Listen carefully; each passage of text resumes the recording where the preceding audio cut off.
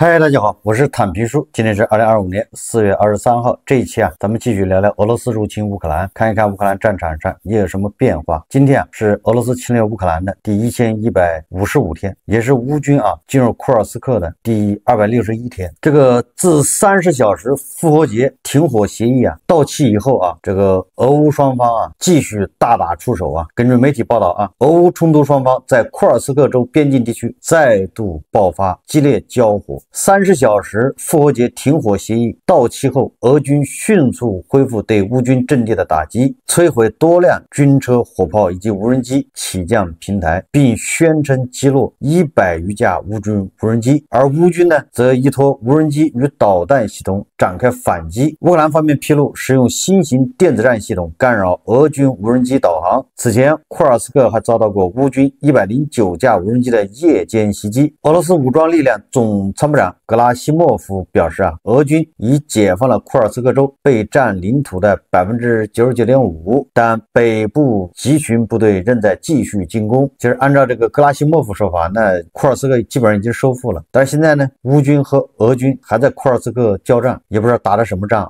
乌军在库尔斯克地区顽强抵抗，声称通过多次战斗击退了俄军的进攻。库尔斯克地区因地理位置重要，是交通枢纽和工农业产区，成为俄乌双方必争之地。未来一段时间内，该地区的战斗可能会继续进行。格拉西莫夫看着又把普京给骗了这个乌军不仅没有撤出库尔斯克，相反还在库尔斯克大打出手4月22号，俄罗斯北部集团军消息人士说库尔斯克方向乌军投入了300多个无人机班组，其中包括马扎尔的飞鸟特种分队，以支持其步兵，试图固守在库尔斯克州的阵地。你看这个说法跟格拉西莫夫就完全不一样了。按照格拉西莫夫的说法，这乌军都已经被赶出库尔斯克了，但是根据这个俄罗斯北部集群的这个消息人士说法，乌军还在巩固库尔斯克的阵地投入了300多个无人机班组消息人士说在该方向上，我们统计有300个无人机班组。截至开始突击古耶沃居民点时，俄军对乌军无人机的所有发射进行了分析，无人机的活动之后增加，这是因为为了固守戈尔纳利修道院和古耶沃，乌军向该方向投入了马扎尔飞鸟空中侦察分队。那么根据乌克兰方面说法呢，乌克兰军方宣称在30小时复活节停火期间，俄罗斯军队在运送弹药、补给、撤离伤员和尸体的同时，通过炮击阻止乌军也这样做。不过很显然30个小时并不能做太多事情，尤其是向前线运送足够的人员和资源。停火结束后，俄军在波克罗夫斯克方向发动了全线进攻。乌军的霍尔蒂察集团发言人维克托·特雷古波夫宣布俄军切断第聂伯罗彼得罗夫斯克至波克罗夫斯克高速公路的企图被挫败，目前正从波克罗夫斯克西郊慢慢后撤。在库尔斯克，乌军总司令希尔斯基表示俄军并没有因为复活节停火就停止在那里的行动，反而加大了进攻力度，试图将乌军赶出库尔斯克并夺取苏梅边境地区。但俄军的计划遭到了乌方国防军阻击。实际上自从这个1个多月前乌军从库尔斯克撤退这1个月以来，俄军在库尔斯克就没有任何进展。这个俄军每次在这个战斗中取得一点点进展，主要是俄军要发挥他的这个，一个是兵力优势，就是人员上的这个优势人多消耗战、绞肉战，把朝鲜的军队也算上，这个是人员的优势第二个就是火力优势，这个大家都知道，这个俄军主要是炮兵一天好几万发炮弹，这个炮兵火力优势。但是现在俄军这2个优势都已经不那么明显了，优势还是有跟乌军的这个差距已经没那么大，甚至因为兵员素质和炮击精度等因素，也就是俄军更多的是从朝鲜搞来的炮弹，这个能飞出自己的阵地就已经烧高香了，所以精度就不能做过多要求所以在这种情况下，目前俄军的这个兵力优势、炮火的优势都不那么明显，甚至不占优势。所以在可预见的未来，除非乌军犯下严重的错误，或者是特朗普再次出手帮助普京，那么俄军已经很难再像之前那样不断的拿下乌克兰的战略要地。也就是俄乌双方在前线恐怕相当长时间内都是僵持状态，战略相持啊。反过来说，就是乌军要想发起大规模的反攻，那这个恐怕也是能力还不够。那俄军的这个持续进攻能力呢，那显然也是不足。所以双方在战线上的变化不会太大这中间除非是特朗普美国这种变数啊。在别尔格莱德前线，泽连斯基证实乌军进一步向前推进，乌军袭击舍别基诺的俄军基地。另有视频显示乌军第225独立突击团战场表现甚佳，大量俄军在其猛烈打击下阵亡。乌军继续不断轰炸库尔斯克方向俄军的弹药指挥中心，遭到轰炸的俄军进退两难。在哈尔科夫前线，俄军步兵试图突破乌军的防线，开始信心满满，以为成功在望，但很快俄军发现自己中了乌军的诱敌深入之计，进入了乌军给他们预设的死亡地带。俄军很快遭到乌军榴弹炮和标枪导弹的打击，只能仓皇而逃。有俄军连坦克都遭到遗弃，就是很多俄军弃他的战车装甲车坦克而逃。这个乌军的第225独立突击团在别尔格莱德也是大显身手根据乌军发布的视频在别尔格莱德州的克拉斯诺亚鲁日斯克区，俄罗斯人试图发动复活节袭击，但他们忘记了他们不能死而复生。这个225独立团在别尔格莱德这个阵地上用无人机一举消灭17名驻守在这个阵地上的俄军士兵。另外，乌军对这个俄罗斯纵深的这个军事目标的打击也没有停止。昨天距离乌克兰边境530公里的俄罗斯基尔扎奇的国防部火箭炮兵装备总局第51兵工厂发生火灾，爆炸声不断。另外，根据媒体报道说被俄罗斯占领的克里米亚现在陷入恐慌，俄高官家属密集离开克里米亚，他们离开克里米亚的这个车队正在克里米亚大桥上排队。克里米亚陷入恐慌俄军家属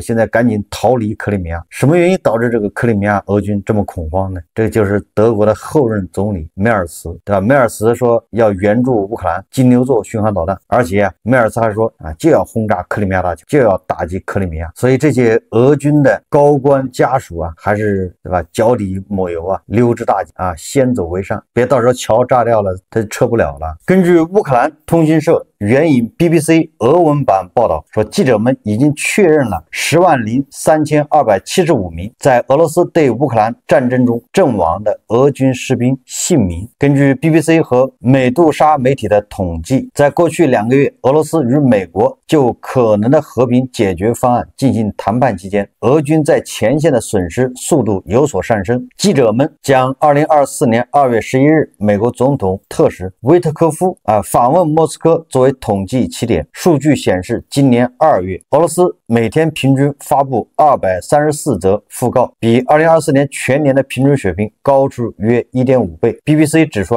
在俄美谈判的前2个半月期间，俄方公布的阵亡军人讣告数量超过了此前3个月激战期间的数量。报道还指出在已确认身份的阵亡人员中，有 52% 在战争爆发前并非军人， 16% 为来自监狱的服刑人员，他们以志愿身份参战， 12% 是动员入伍的人员， 25% 是自2022年2月24日后签署合同加入俄军或俄罗斯国民警卫队的志愿者。截至4月18号，阵亡人数最多的地区是俄罗斯的巴什克尔托斯坦共和国，共有4637人死亡。此外，职业军人在俄军死亡人数中占比 17%， 其中4919人为军官。也就是 BBC 现在已经搞清楚了俄罗斯到底死了多少人，都是什么样的人，来自什么地区。也就是现在俄乌战争中俄方死亡的人已经超过10万人。我们再看看外交以及国际援助这个乌克兰驻联合国代表梅尔尼克呼吁梅尔茨加大军援力度，有必要动用德国的军事库存。如果德国和其他盟友继续援助乌军，乌克兰将能够将战争持续到2029年，正好特朗普到任，把特朗普这几年熬过去这个需要德国和欧洲加大援助力度。这乌克兰人这观点是正确的如果没有乌军的话，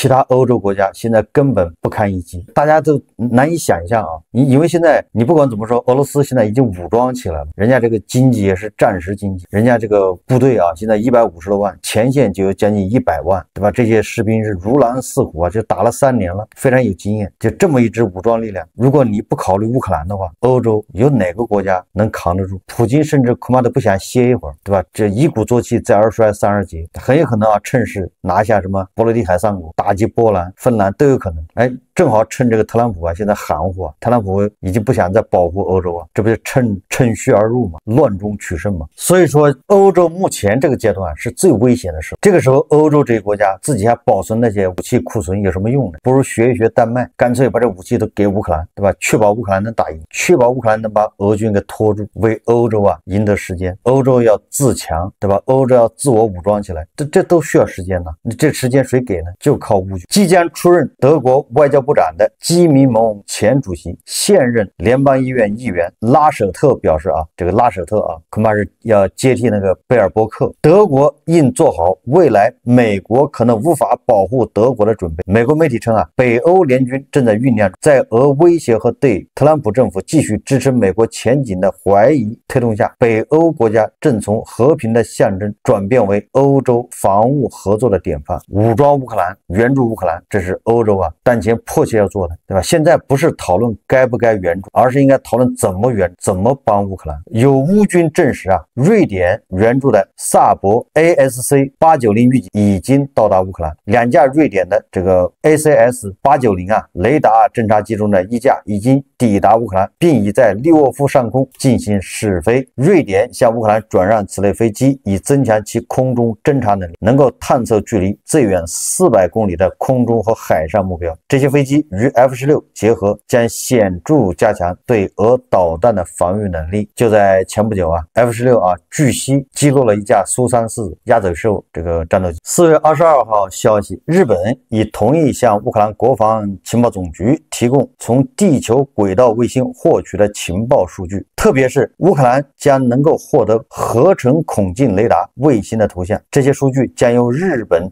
研究所传输。该研究所目前已有5颗在轨运行的卫星。乌克兰已经接收到芬兰、德国和意大利的合成孔径雷达图像。同时，根据这个研究机构称啊，乌克兰严重缺乏美国提供的数据，也没有欧洲运营商有能力提供与美国同等水平的卫星图像。此前有报道称啊，美国可能停止对乌克兰的援助，这将减少专门提供利用合成孔径雷达技术制作的商业卫星图像的美国公司收入。也就是日本啊，居然给乌克兰提供这些合成孔径的这个雷达图像。波兰总统杜达近日啊，在公开场合接受采访时说啊，如果普京希望俄罗斯士兵在乌克兰集体死亡，那么我们将尽一切努力帮普京实现这个愿望。这个放狠话，这波兰也很厉害啊，先嗨起来啊！根据报道啊，说法国空军已将现役的26架幻影2005F 战斗机中的3架移交给乌克兰武装部队，另外3架飞机正在准备运往基辅，2架正在维修，随后运往乌克兰。我们再看这个关于和平谈判啊，4月22号消息，乌克兰总统泽连斯基啊表示需要在俄乌冲突地区永久停火。泽连斯基在自己的社交频道上发布视频信息中发表了上述言论。乌克兰总统泽连斯基说啊，复活节休战表明这是可能的。他补充说啊，在此期间乌克兰没有发出空袭警报。此前俄罗斯总统普京谈到了复活节停火的原因，他说啊，俄罗斯对俄乌停火始终持积极态度，这也是在复活节提出这一倡议的原因。4月19号，俄罗斯总统普京宣布复活节俄罗斯军队停火，从当天莫斯科时间18时开始，一直持续到4月21日0时。随后乌克兰方面也向其军队下达了停火命令，但根据报道，并非所有乌克兰军队都收到了停火命令。此次俄乌复活节停火未能得到延长。俄罗斯国防部报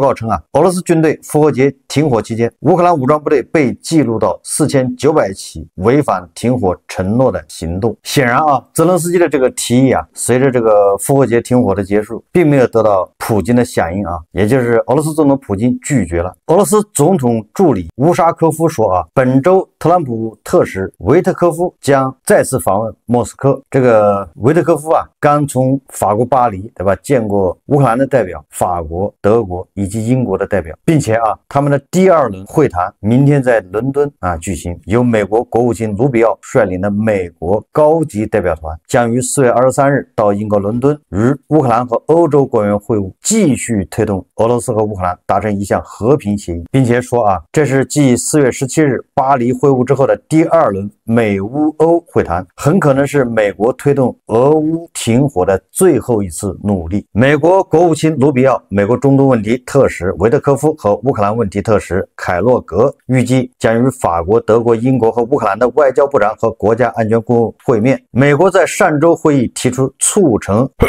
俄乌达成停火与和平协议的建议，包括美国准备放松对莫斯科的制裁，并承认俄罗斯对乌克兰克里米亚半岛的控制。乌克兰及其伙伴对此坚决反对。这个乌克兰总统泽连斯基4月21日与英国首相斯塔默通电话后，在社媒平台 X 平台上说乌克兰、英国、法国和美国将尽可能建设性的向前迈步，就像过去一样，以实现无条件停火，并最终建立一个真正的持久和平。泽连斯基说无条件停火必须是迈向和平的第一步。而今年的复活节清楚表明，俄罗斯正在延长战争。实际上，这个泽连斯基的这个说法以及法国、英国、德国的表态都是在避免跟特朗普直接翻脸，对吧？这也防止特朗普一头倒向俄罗斯，所以他们还在跟特朗普周旋。实际上，特朗普美国提出这个和平的这个计划，那就是乌克兰的投降计划。换种说法就是美国提出这个和平计划就是个笑话。那乌克兰、英法德、欧洲这些国家是捏着鼻子跟美国人谈。恐怕现在欧洲和乌克兰的底线是不指望美国再提供无偿援助，但希望美国维持对俄罗斯的制裁，同时能够卖军火给乌克兰，这恐怕就是欧洲人的底线。那这个维特科夫这一轮谈完，他马上要飞到莫斯科，向他的这个主子普京汇报商量对策。乌克兰的总统顾问对媒体说他说无论是在沙特还是在法国，所有谈判者都很清楚，乌克兰的领土完整性没有谈判的余地，对吧？关于克里米亚问题，不是泽连斯基能做主，最高拉达和乌克兰民众决定才是就是最终决定权。我一再说这个泽连斯基是不可能决定克里米亚的去留，因为这个锅你扣不到泽连斯基身上。这是对吧？2014年被俄罗斯占领，那时候泽连斯基在哪儿？他这个时候签字说承认克里米亚是你俄罗斯的，那他不是有病吗？对吧？泽连斯基是不会做这个决定。泽连斯基一再强调，对吧？他这个领土不能谈，乌克兰的领土完整、国家主权。但是从俄罗斯角度来说呢，克里米亚没得谈，因为他都已经控制了10年了，他早就认为这克里米亚是他自己的，至于你们这些国家承认不承认有什么关系，人家根本不在乎。所以从普京的角度来说克里米亚这问题就不是问题，你们就不应该提这个事，对吧？你们要聊一聊乌东4个州，那是新领土。所以说这个特朗普提出来这个克里米亚归俄罗斯，实际上叫猪八戒照镜子，里外不是人，既得罪乌克兰，又得罪俄罗斯既得罪泽连斯基，又得罪普京，两方都不会认可。这个特朗普宣布将在3天内公布俄乌和平计划。根据媒体报道，当地时间周一，美国总统特朗普表示他将在未来3天内公布有关俄乌冲突的和平计划。他说我将在未来3天内向你们提供全部细节。特朗普在白宫复活节活动上告诉记者，我们已经涉及乌克兰、俄罗斯的问题上进行了很好的会谈，让我们拭目以待吧。其实没什么好期待的。自从24小时停火到100天停火到6个月停火到实在不行就撂挑子，这个特朗普实际上葫芦里没有药，他是想一出是一出。我们再看俄罗斯国内这个俄罗斯国内现在已经是不同寻常，可以说是矛盾重重现在就像一个高压锅一样，矛盾越来越激化。首先是普京签署法律，加重对诋毁俄军和呼吁制裁俄罗斯行为的处罚力度。俄罗斯总统普京签署了一项法律，加重对诋毁俄罗斯军队行为的处罚力度。该法律文件已在俄罗斯法律信息官方网站上公布。根据新修订的俄罗斯刑法典和刑事诉讼法典，出于牟利和受雇从事诋毁俄军行为者，最高可判处7年监禁；出于私利或受雇呼吁对俄实施制裁者，最高可判处5年监禁。协助俄罗斯未参与国际组织对俄官员或军人进行刑事追责者，最高可判处7年监禁。这个就是要严控俄罗斯社会，对吧？只要你说俄军不行，说俄军打了败仗，都要抓起来。这说明什么问题？如果俄军真的厉害，他有必要这么忌惮吗？还不是这些人说对了吗？说对了他才害怕呀。正因为你说对了，正因为你揭示了真相，所以对吧？有些超市啊，他就告你，你说对了嘛，你说错了，人家根本不搭理你。显然俄罗斯就这样。俄罗斯军事专家在评估了俄军惊人的损失和可疑的战术后，这些俄罗斯专家们怀疑克里姆林宫对战场上发生的严峻现实一无所知。你说普京对这些俄罗斯专家他能不进行打压吗？对吧？这些俄罗斯专家评估了俄军的损失和这个可疑的战术之后得出个结论，说这个克里姆林宫对俄乌前线发生的事情就一无所知。确实是这样这些专家实际上是为普京在开拓，对吧？普京的无能打败仗，这个1小时22分，对吧？闪电战打成现在叫什么持久战，现在打成什么保卫战，这个实际上就是普京的无能。但是这些专家你总不能说普京无能吧？所以他就只能说这个是下面人蒙蔽了普京。你比如说格拉西莫夫，这格拉西莫夫、绍伊古这些人就最喜欢蒙蔽普京的。格拉西莫夫向普京汇报说库尔斯克 99.5% 的领土已经收复了，结果呢现在还在打得不亦乐乎的，难道就为那 0.5% 的领土吗？所以显然是格拉西莫夫也在忽悠普京去年8月6号，这个乌军刚突破库尔斯克防线，格拉西莫夫就向普京汇报说乌军已经被打垮了，被干回去了。结果你看看乌军在库尔斯克打了9个月到现在，然后普京好几次向国外元首当面吹牛，说这个在库尔斯克有6000乌军，一会儿有1万乌军被俄军包围。可悲的是这些乌军自己都不知道。结果到现在你看看你但凡抓了1000个乌军，他怎么不宣传，对吧？活要见人，死要见尸不要说消灭5000、1万人，你就消灭人家1个亿，那都是大事所以说明普京他对前线一无所知，确实被蒙蔽。大家还记得吧？这个俄军主力部队最能打的58集团军的这个司令前司令波波夫少将，对吧？他就直接向普京汇报，绕过了绍伊古和格拉西莫夫他们批评抨击格拉西莫夫和绍伊古，结果这哥们儿被指控在前线贪污废旧钢材，坐牢去了。也有媒体报道说俄罗斯经济因西方制裁及俄乌战争陷入多重危机。哪几种危机呢？第一个资本外流超2500亿美元，中印减少能源进口，致俄石油收入锐减，通胀率超 10%。俄央行行长警告停战方能止损。国际油价下跌与制裁加剧财政压力，油气收入暴跌，俄经济崩溃风险陡增。由于现在这个油气的价格下降也就是这个特朗普有心栽花花不成，无心插柳柳成荫，隔山打牛，结果导致这个油价下跌。俄罗斯政府下调2025年到2027年石油和天然气出口收入预期。这个如果大家不明